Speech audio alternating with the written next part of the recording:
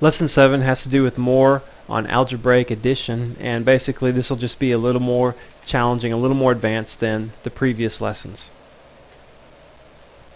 7a is about the concept of opposite numbers, and a good way to understand what opposite numbers are is to work with a number line.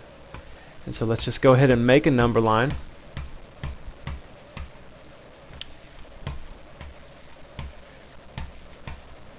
You need to be making one too. Doesn't have to be exactly like mine, but pretty similar. And let's just think about positive 2. Let's plot positive 2 on that number line. And so what we would do is we would go to the right 2. And that would give us positive 2. And so let's just, underneath that, let's write positive 2 and put that in parentheses. Now, the opposite of positive 2, we could put a negative sign in front of that to represent the opposite of positive 2.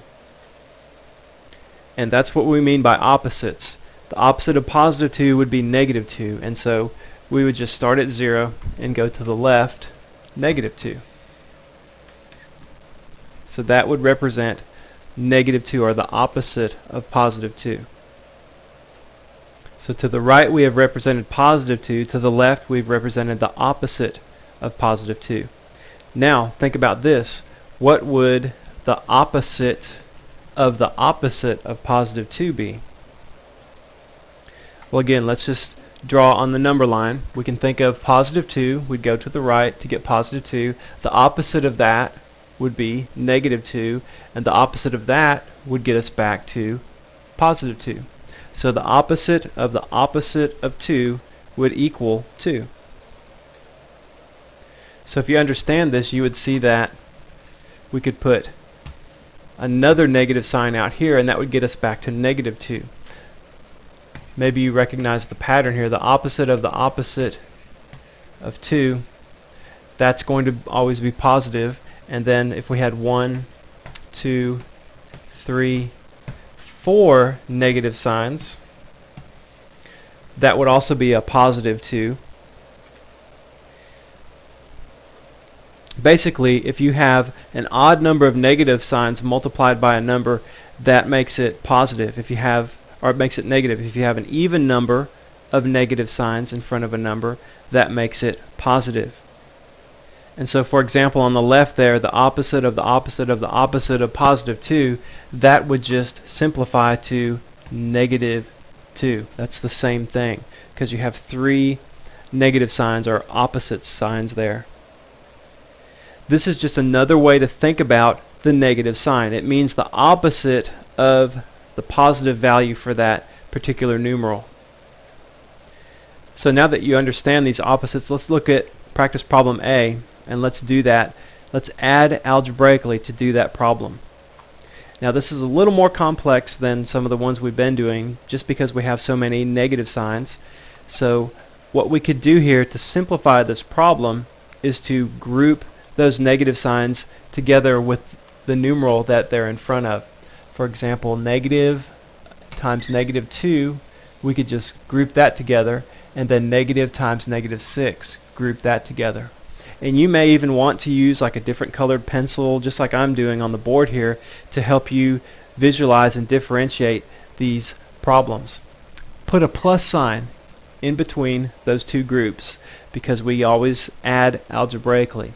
Now, what you can do from what you learned in part A is to simplify negative times negative 2, or the opposite of 2. You have an even number of negatives, so you know that answer will just be 2. Plus 6, because you have negative times negative 6. And so that is equal to 8. And we could put a positive sign in front of that as well.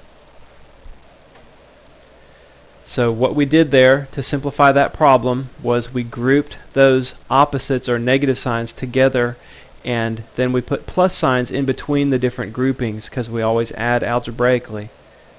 And circling them in red, that helped us to distinguish between the different groups and their negative signs. Let's look at another one. Plus a negative 3 minus a minus of positive 5. So again, let's just break this into groups with all of the signs. This time we have plus and minus signs included, so all the signs that are in front of the digits, let's just group those together. Okay, so we see we have two groups there. Put a plus sign in between them, and let's just work on them one at a time. And so simplify plus a negative 3, or positive times negative 3. That would just be a negative 3. And then on the right there we have two negatives, so those would cancel each other, and we'd have a positive 5. So put plus a positive 5. And now we can just simplify that and take the difference. We'd have 2, and the answer would be positive 2. Look at this problem. Now, one thing that happens on these problems is that they're just such basic addition and subtraction that you might take them for granted, and you end up making careless mistakes on them, and they end up being really difficult. So it's a really good idea to do just like I'm doing here, and put these numbers and their signs into groups. And do that first. Just group everything and the sign in front of it, just like I'm doing here. Even that positive 7, and then all of that. Every digit and the signs in front of it, just group that, and then when you get to the next sign and those numbers, group that, and put plus signs in between them. Now some of these you'll have to simplify what's inside that group. Other ones you don't have to do anything to them. But this is just a good idea to do this. Now we have the opposite of positive 6, so that would just be negative 6, and then a plus sign.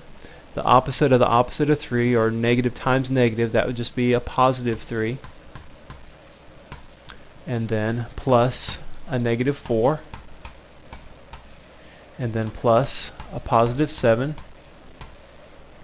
and then plus a negative 6, because we have 3 negatives there. Negative times negative times negative, that's a positive. An odd number, that's a negative. An odd number of negatives always yields a negative result. Okay, now we can go ahead and add in pairs. Negative 6 plus a positive 3 would be negative 3. I'm not going to be talking about all the absolute value and all those rules anymore, because I'm hoping that you understand how I got negative 3 for that answer. And then the next pair is a negative 4 and a positive 7. That would be a positive 3. And then plus a negative 6 on the end there still. Add these pairs together. Negative 3 plus a positive 3 would be 0, plus a negative 6 would just be negative 6 for an answer. Let's do one more practice problem, and again let's group our numbers and signs together. So we have a negative 1 there with a negative in front of it. We'll group that, then make this a group and this a group. Put plus signs in between each group, and we'll simplify those groups. Again, I hope you can see how this makes it easier to see what to do by doing these groups, and even if you want to, use a different color pen or pencil to do that. Now, negative times negative, that would be a positive 1 for the first group, then a plus sign. Then we have 3 negatives there, an odd number of them. That means our answer is negative. And we don't worry about brackets or parentheses or just whatever it is. It still means negative times negative times negative. And then the last one will be a negative 11 plus a negative 11.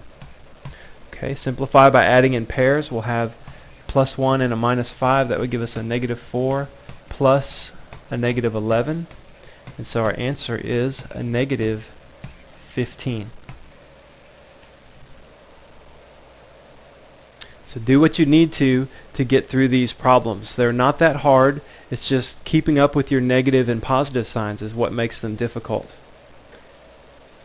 I give you some examples and some tips here on how to work these problems, but you've got to figure out for yourself the best way for you to get organized and to make the problem and do the problem as efficiently as you can. If you need to put a number line on there as well, then put a number line on there. If you need to use different colored pens and pencils like I'm doing, then do that to help you. Okay, well that's all for lesson 7.